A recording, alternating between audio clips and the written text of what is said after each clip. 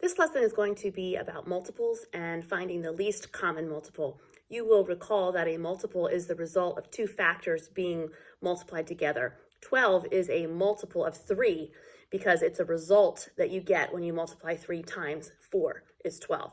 12 is a multiple of 4 because you can multiply 4 to get something, 12. So we're going to explore today how to find the least common multiple between a set of numbers. Here we have 6 and 10, and we want to find common multiples of 6 and 10. The first multiple of 6 is 1 times 6 equals 6. The second multiple of 6 would be 2 times 6 equals 12. 6 is the first multiple, 12 is the next multiple. What would the third multiple be?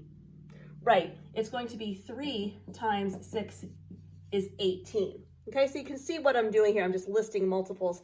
As I told you the last time, you can't get an exhaustive list of multiples and know where to stop. So different than factors, you're going to have to do something called the popcorn method when you're looking for common multiples between numbers. Again, we're looking for common multiples between 6 and 10. So I want to show you a method to do that, and I just call it the popcorn method. It's not a math term, but that's just what Mrs. Greenlee calls it. So we're going to start with one of our numbers. In this case, we're going to start with 6. I already told you the first multiple would be 6. So we're going to popcorn over, or volleyball over, however you want to think of it. You're going to go back and forth until you find a common multiple. The first multiple of 10 would be what? What do you think?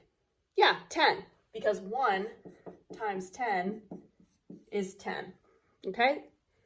Are they common? No. So we're going to go back over here to the next multiple.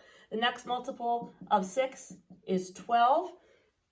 Do we have anything common yet? No.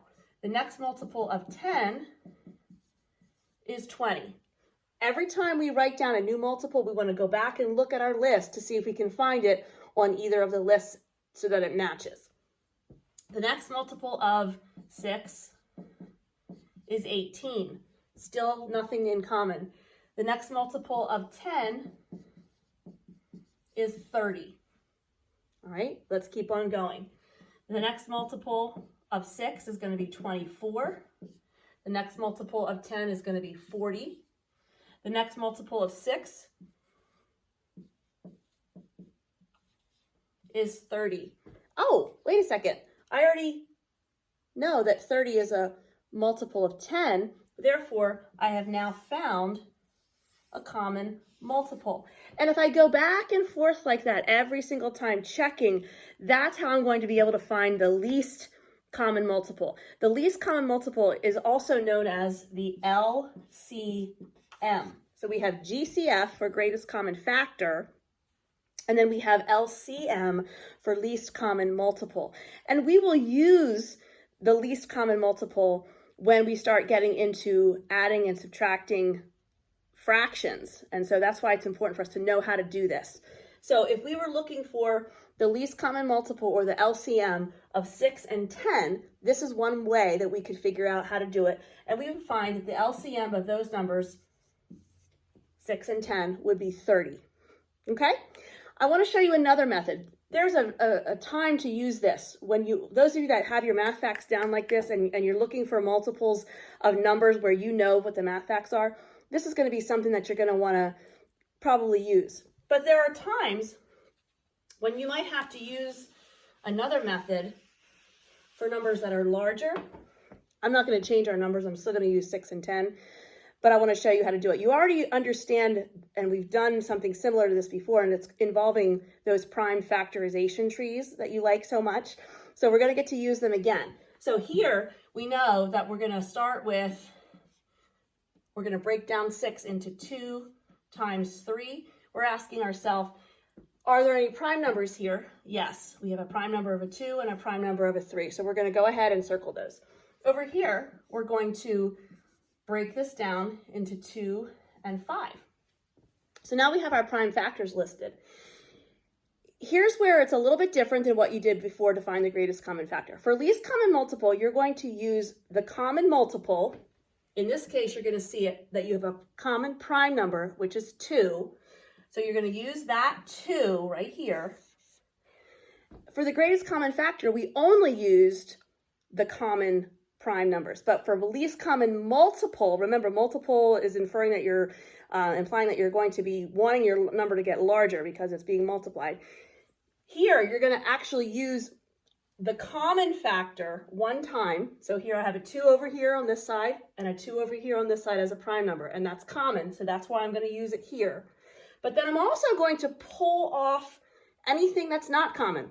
So 3 I'm going to use, as well as the 5, and I'm only using the prime numbers. That's why it's important to remember to go circle those prime numbers at the ends of your branches, just like we learned before. Don't forget how to do that. Once I have that finished, I've used my same common prime number, 2, but I've only used it here once, here and here. And then I've used my 3 and my 5. Once I have those picked off of my trees, then I'm going to multiply that together. 2 times 3 is 6. 6 times 5 is 30. And you will recall that when I just showed you the popcorn method, we got the same answer. So that's another strategy for you to use to find the LCM, or the least common multiple, of a set of numbers. You're going to be doing some assignments related to finding the least common multiple, and so I want to make sure that we understand how to do it. Go ahead and grab your book. If you take a look on page 577 of your book, you will see the first one is what we just did, 6 and 10. And it says to find the LCM of each set of numbers.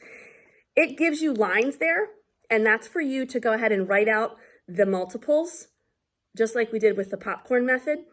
But if you would prefer to use the prime factorization trees, I'm fine with that. I don't care what method you use, but let's go ahead and do the next one together.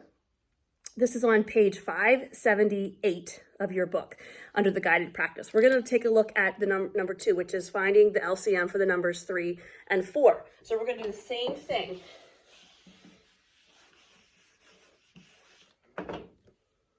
Three and 4. The popcorn method would be 1 times 3 is 3. 1 times 4 is 4. No matches. I go to my next choice, which would be 2, because I'm going to go in order. 2 times 3 is 6. No matches. 2 times 4 is 8.